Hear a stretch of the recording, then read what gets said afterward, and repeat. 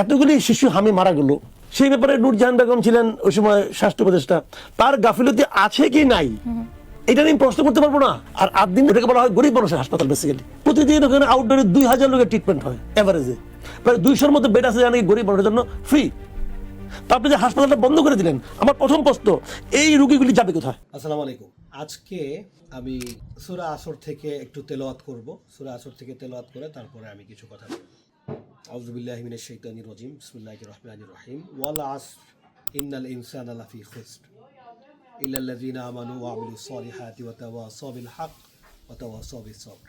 সূরা আসর থেকে তেলাওয়াত করার একটা কারণ হচ্ছে যে এখানে আল্লাহ বলছে সময়ের কসম, ওয়াল আসর ইন্নাল ইনসানা লাফি খুসর। প্রতিটা মানুষ মানুষ মানেই বিপদগ্রস্ত। তো আল্লাহ এটা কেন বললেন? যারা সূরা আসরের বর্ণনা শুনেন নাই তাদের জন্যই বলতেছি যে প্রতিটা মানুষ আসলে ক্ষতিগ্রস্ত, ইল্লা শুধুমাত্র তারা বাদে আল্লাযিনা যারা আমানু ওয়া আমিলুস সলিহাত, ঈমান আনলো এবং আমলে সলেহ করলো, অর্থাৎ সঠিকভাবে নিজের জীবনটাকে পরিচালনা করলো।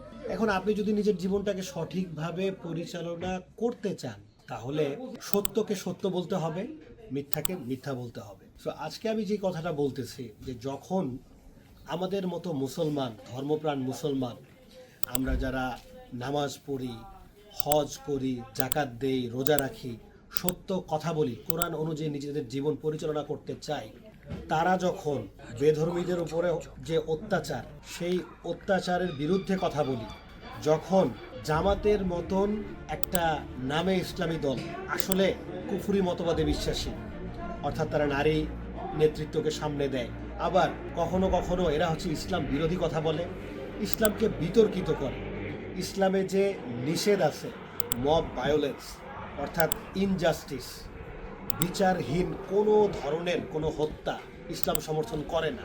সো এই কাজগুলো কিন্তু জামাত করে, ইসলামের নামে করে। এবং আপনি জামাতকে যখনই বলবেন সুদের কথা তখনই আপনাকে ইসলাম বিরোধী বানা দিবে। অর্থাৎ আপনি চান ইসলাম মানতে একজন মুসলমান হিসেবে, কিন্তু জামাত আপনাকে কি করতেছে?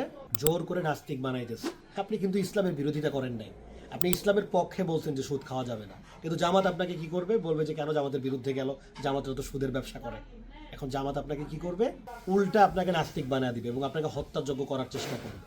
অনলাইনে প্রচারণা চালাবে, সব জায়গায় বলবে আপনাকে হত্যা করতেই হবে, আপনি ইসলাম অবমাননা করছেন, এই করছেন সেই করছেন। আর এই যদি হয় একজন মুসলমানের অবস্থা জামাতের এগেইনস্টে, যে মুসলমানকে যদি এইভাবে অ্যাটাক করে, তাহলে একজন হিন্দু, বৌদ্ধ, খ্রিস্টান বা অন্য ধর্মের মানুষ, অন্য বিলিফের মানুষ যারা আছে তাদের কি অবস্থা একটু চিন্তা করে দেখেন, যে তারা কতটা ভয়ে আছে, কতটা ভীত সন্ত্রস্ত অবস্থায় তারা তাদের জীবন কাটাচ্ছে বাংলাদেশে। ইসলাম এলোমেলো কোনো শাসনের নাম না, ইসলাম হচ্ছে সম্পূর্ণ নিয়মতান্ত্রিক একটা বিচার ব্যবস্থা, জীবন ব্যবস্থা। সো আমি যেই কথাটা বলতে চাচ্ছিলাম যে যখনই আপনি একজন মুসলমান হিসেবে অ্যাক্ট করবেন, জামাত সেটা বোঝে না, সেই সমালোচনা তারা নিয়ে যদি নিজেদের দলটাকে তারা যদি একটু ঠিক করার চেষ্টা করতো তাহলে হয়তো এই সমস্যাটা হইতো না। উল্টা কি করে? আরো খারাপ খারাপ কথা বলে।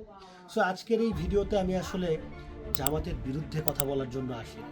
জামাতের যত সমালোচনা আছে, তারা জাকাতের ফান্ড কিভাবে খায়, আল্লাহ কিভাবে জাকাতের ফান্ডটাকে ইউজ করতে বলছে এবং তারা কি কি অন্যায় করতেছে সেটা আমি অবশ্যই বলবো। তারা আল্লাহ রসুল সাল্লাল্লাহু আলাইহি সাল্লামকে নিয়ে এবং তার সাহাবীদেরকে নিয়ে যে অন্যায় কথাগুলি বলে, বিভ্রান্তিকর তথ্য দেয়, সেগুলো নিয়েও আমি কথা বলবো। জাকাতের ফান্ড তারা কিভাবে অপব্যবহার করে ওটা নিয়ে কথা বলবো, সব কিছু বলবো। কিন্তু আজকে আমি যে বিষয়টা নিয়ে কথা বলতে চাচ্ছি সেটা হচ্ছে 8 দিন হসপিটালের বিষয়।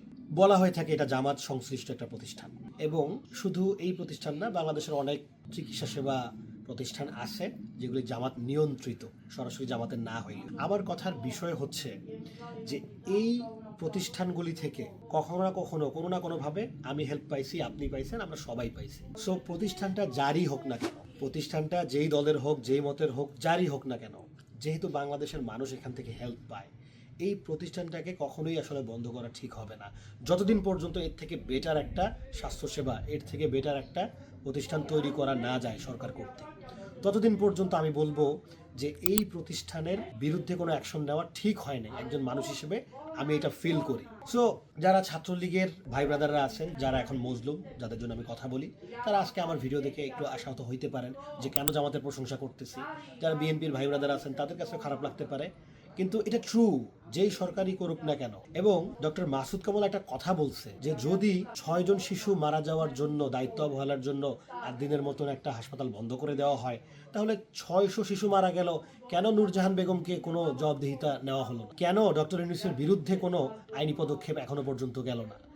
আইনজীবীরা চেষ্টা করলো, সাংবাদিকরা চেষ্টা করলো, কেন হইল না? সো আমি বলবো যে এই পলিটিক্যাল গেমগুলো বন্ধ করেন এই জায়গায়। যেই সেবাটা সবার প্রয়োজন সেই সেবার জায়গায় প্লিজ নিউট্রাল থাকেন। আমার কথা যে ওই যে বললাম যে ইল্লাল্লাযিনা আমানু ওয়া আমিলুস সলিহাত, যারা ঈমান আনলো এবং সঠিক পথে থাকলো, সৎ পথে থাকলো। আমি যেহেতু সৎ পথে আছি, জামাত যত অন্যায় করে সব অন্যায়ের এগেইনস্টে আমি দাঁড়াবো। কিন্তু যখন তাদের সেবাটা, সার্ভিসটা যে মানুষ পায়, বাংলাদেশের মানুষ, আমি নিজেও নিছি, আমার ফ্যামিলির হয়তো বা কেউ নিছে, এবং করোনার সময় যখন শাটডাউন হয়ে গেছে, যখন হসপিটালগুলি ইনফেক্টেড হয়ে গেছিল একবার করোনা দিয়ে, তখনও তারা তাদের সেবা থামায় নাই। সরকার থেকে শাটডাউন করে দিলেও আমি আমার বাবাকে নিয়ে গেছি জামাতের একটা প্রতিষ্ঠানে, এবং তারা তখনও পর্যন্ত সেবা দিছে। এবং আমি শুধু একা না, অনেক মানুষ এটার অবশ্যই কৃতজ্ঞতা জানাবে যে জামাত এই সেক্টরে যেইভাবে হচ্ছে যে মানুষকে সেবা দিছে, আমাদের দেশের মানুষকেই তো দিছে। তারা যা মনে করে করুক, আমাদের দেশের মানুষকে, বাংলাদেশের মানুষকেই তো সেবা দিছে। এই জায়গায় আমি তাদেরকে অ্যাপ্রিসিয়েট করি। আপনারা বলতে পারেন যে এই হসপিটালগুলিতে দুর্নীতি হয়, এই টাকাগুলির হচ্ছে যে সঠিক মালিকানা জানা নাই, যে কোথায় যাচ্ছে, কেমনে যাচ্ছে, ট্যাক্স ফাঁকি হয়, সেই সব আইনি বিষয়, সেই সব সরকার দেখবে।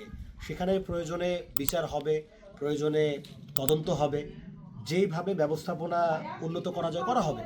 কিন্তু এই হসপিটালটা ততদিন বন্ধ করা যাবে না বা করা উচিত না যতদিন পর্যন্ত একটা বেটার একটা হেলথ স্ট্রাকচার না হয়, একটা ভালো একটা স্বাস্থ্যসেবা বাংলাদেশে প্রতিষ্ঠা না হয়, ততদিন পর্যন্ত আমি মনে করি যে এই গরিবের আদ্দিন হসপিটাল অথবা খিদমা অথবা হচ্ছে যে এই জাতীয় যে প্রতিষ্ঠানগুলি আছে, ইনসাফ বারাকা, কোনো জায়গায় হাত দেওয়া যাবে না। আমি তারেক রহমানকে বলবো যে সবার আগে যদি বাংলাদেশ হয়ে থাকে, তাহলে বাংলাদেশের মানুষের জন্য এই প্রতিষ্ঠানগুলিতে হাত দেওয়ার আগে অবশ্যই একটা বেটার একটা ট্রিটমেন্ট, বেটার একটা প্রতিষ্ঠান বানান। যদি না পারেন প্লিজ এগুলি স্টপ করে দেন, কারণ সবার আগে বাংলাদেশ।